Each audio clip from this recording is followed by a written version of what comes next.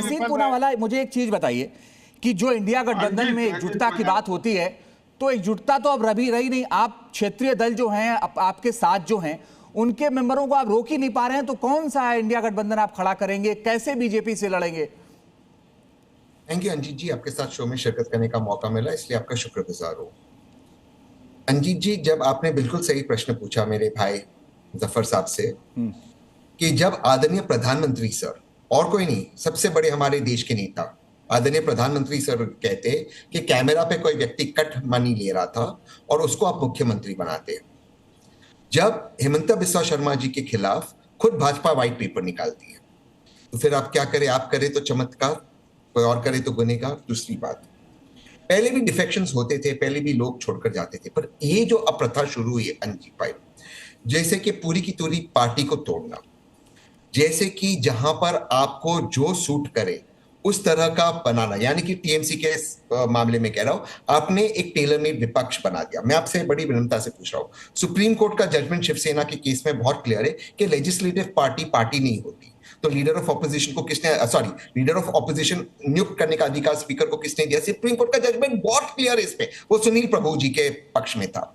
तीसरी चीज के ऊपर मैं आता हूं, भाजपा वो पार्टी है, जफर भाई को बहुत अच्छा लगेगा जो मैं कहने वाला हूं, कि जिस मोहतरमा के दिल में है काबा, वो भी गई भाजपा, निगाहों में मदीना, फिर भी सबका छोड़ा पसीना और गई सीधा भाजपा। तो ये भाजपा है ही वैसे, तो अब वो भाजपा को वो करना है, उनको मुबारक। क्या ये लोकतंत्र के, जफर भाई मैं किसी के बीच में नहीं बोलता, मेरा लाइन तो क्या यार, देखिए अनजीत भाई प्लीज मैं रिक्वेस्ट करता हूं, तो क्या ये जफर साहब आप उनको बोलेंगे, फिर आप जवाब दीजिएगा, कोई बात नहीं सर। एक अब मैं लास्ट लाइन से अपनी बात समाप्त करता हूं। देखिए, एक बात मुझे हमारे भाई किशोर भाई की समझ में आई। किशोर भाई थोड़े से उदास दिख रहे, और कृष्णा जी एकदम स्माइल कर रहे हैं।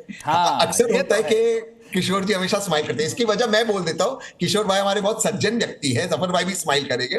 वो दरअसल बोल नहीं रहे, उनका इशारा, उनके निगाहें तो जी न्यूज पे, इशारा उनके किस राउट की तरफ है, कि राउट हो रहा है, वो आप पूछ लेना किस रूट पे राउट हो रहा है।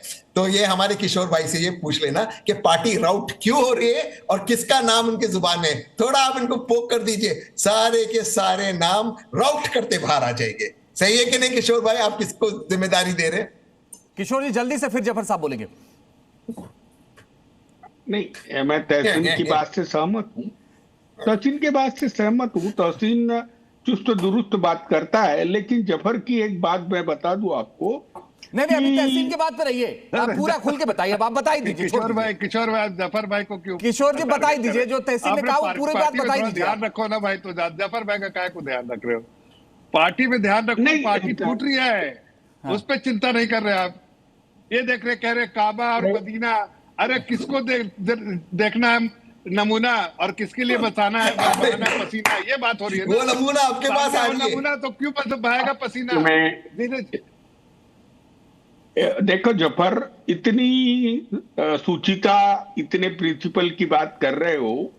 आप शायद आपका कनेक्शन बीजेपी में टूट गया है। मैं अभी बता रहा हूं, जो ग्राउंड पे चल रहा है वो ग्राउंड पर बहुत बुरी तरह चल रहा है कि प्रलोभन पे प्रलोभन देके पार्टियां तोड़ी जा रही है, और तहसीन ये तानाशाही के तरफ जा रहे हैं।